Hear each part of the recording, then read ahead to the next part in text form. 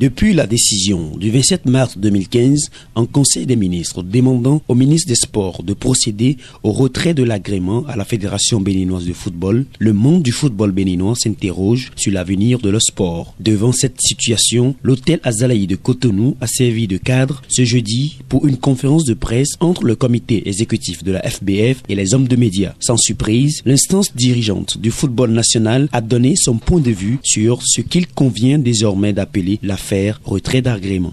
Il convient de souligner que l'opposition de la Charte des sports du Bénin à la Fédération béninoise de football dénote d'une méconnaissance volontaire du cadre statutaire imposé aux associations nationales affiliées à la FIFA.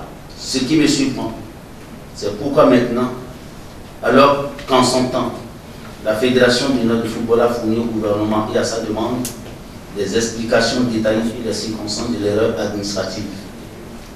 Les mêmes explications ont été fournies à l'autorité nationale de lutte contre la corruption qui, de façon surprenante, a saisi la FBF au même fin.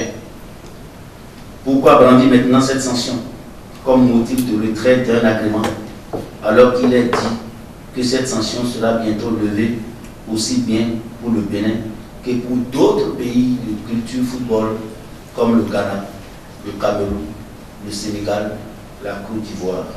En dehors des considérations juridiques, les questions relatives à la suspension des équipes de catégorie d'âge, au limogeage du sélectionneur national et de la gestion au quotidien de la FBF ont également occupé une place de choix au cours de cette rencontre. Au regard des derniers développements, le bureau exécutif se pose alors des questions. L'agrément de l'administration publique change-t-il le régime juridique d'une association de type loi 1901? Une association avec des membres de droit qui en sont propriétaires. 2. De même, le retrait d'un agrément peut-il conférer un droit de propriété sur le patrimoine de l'association dans un état de droit? 3. Existe-t-il d'autres instances en dehors du comité exécutif ayant reçu mandat du Congrès pour gérer le patrimoine de la FBF quand même à l'extrême, l'article 87 des statuts de la FBF dispose que même en cas de dissolution, seul le Congrès reste compétent pour décider du sort du patrimoine de l'association. Cette disposition se trouve renforcée par l'article 78 de l'instance faîtière, la FIFA. 4. Le retrait du soi-disant agrément implique-t-il la rupture des contrats des salariés de la FBF pour qu'on soit amené à les chasser?